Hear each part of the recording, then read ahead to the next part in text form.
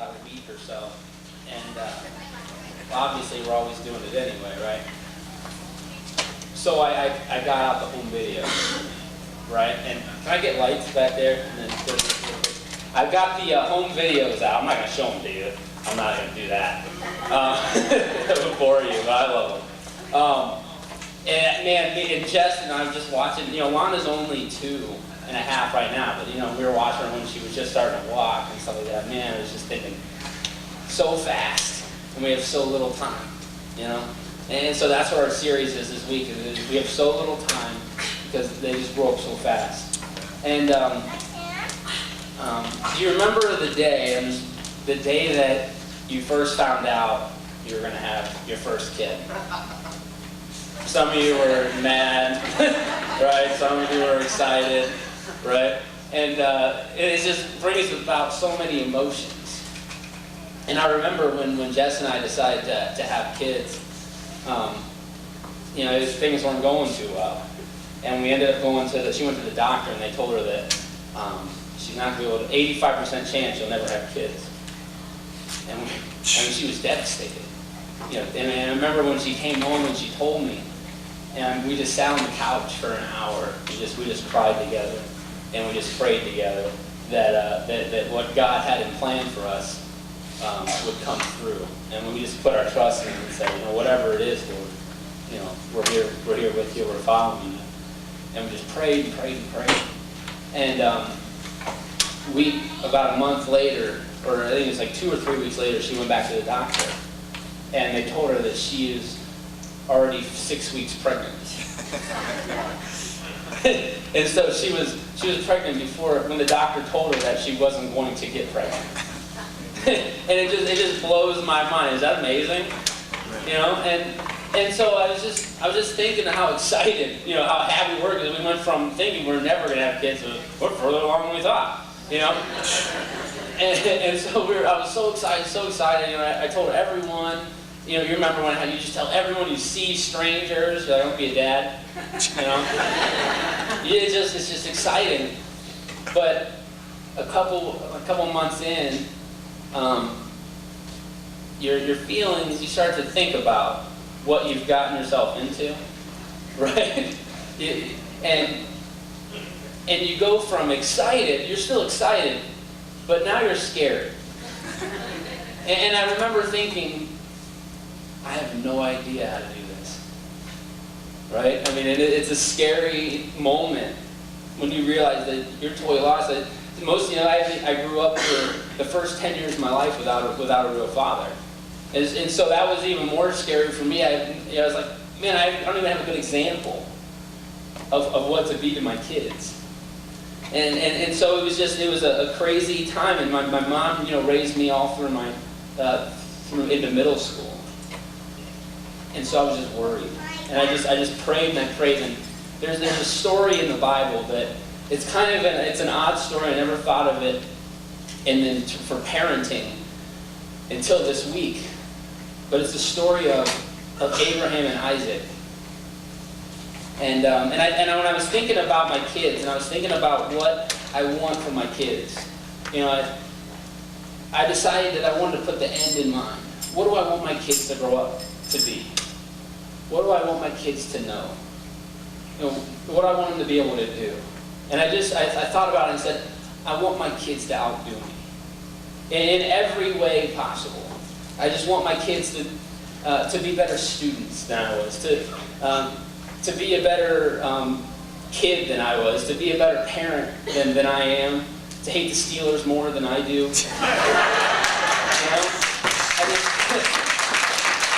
want to test my kid. And so I thought, how can I do that? How can I make my kid just to be a better person than I am? And I think that's all what we would like. We would all like to say my kid's a better person than I am. And he's a better Christian than I am. He loves God more than I do. And that's what I want. So I was thinking, how do I instill that into my kids? How do I instill that love for God and that love for others into my kids? And it was this story.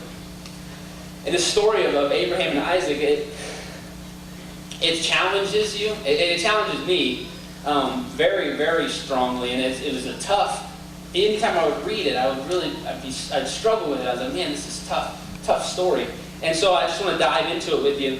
In Genesis chapter 22, we'll start at verse 1. Sometime later, God tested Abraham. He said to him, "Abraham, here I am," he replied. Then God said, "Take your son, your only son Isaac, whom you love, and go to the region of Moriah, sacrifice him there on a burnt offering on one of the mountains I tell you about." Early the next morning, Abraham got up and saddled the donkey. What? Right? And there's some time here between the time where he saddled the donkey and the time where he said, "Okay." And what kills me is, do you think he slept that night? It doesn't say, so we don't really know, but I know there's no way I'm sleeping that night. And so I imagine that's why he got up so early, because he was already up. so we'll just do this early. And what blows my mind is when I'm reading that, I'm like, man, you're not even arguing. Right? You're not even mad about this. So what we read, why aren't you fighting for this? I'm like, I'd be up praying all night, Lord, just change your mind, or why. Or it doesn't really even say why. He doesn't give him a reason, or, what's going on? And so it just says, I got up early the next morning. Abraham got up and saddled his donkey. They're off. And what we don't know is, and this is kind of key, sometimes we read stories in the Bible and we just take it as a story or as a chapter. Right? And this is chapter 22 that we're in. And we don't know kind of the background of it. See, what happened is in chapter 17, God established a promise with Abraham. He told Abraham that he was going to give him a son. And that son, through his wife Sarah, would be a covenant and would raise a nation through them. And that that through this kid, God's people would be huge, and God's people would be powerful, and that they would outnumber the sand. And so somewhere, this is what I'm thinking, somewhere in his mind, he has to know that the two can't coexist. He can't sacrifice his son and still have his son be the person that God has told him he's going to be. And so I think that God, or that Abraham just knew that God was up to something. That God was going to do something that because God doesn't go back on his promises. Right? Because he knows the story of Noah that we just learned last month. He knows the promises, that how God steps up and delivers what he says he's going to do. He knows all that. And he knows God in his own life. And he says, "Here I am." And so God's made him a promise. And so continue the story there. He says he took with him 2 of his servants and his son Isaac. When he had cut enough wood for the burnt offering, he set out for the place God had told him about. On the 3rd day, Abraham looked up and saw the place in the distance. He said to his servants, "Listen here, stay here with the donkey while I and my boy go over there. We will worship, and then we will come back to you." When I first read it just by itself, a couple years ago, I was like, man, he's in denial. Do you know what you're going to do? Are you not listening to yourself? But now there's a faith. There's something he knows that God's going to pull him through. And so verse 6, Abraham took the wood for the burnt offering and placed it on his son Isaac, and he himself carried the fire and knife as the 2 of them went on together. Isaac spoke up and said to his father, "Father." "Yes, my son?" "The fire and wood are here, but where is the lamb for the burnt offering?"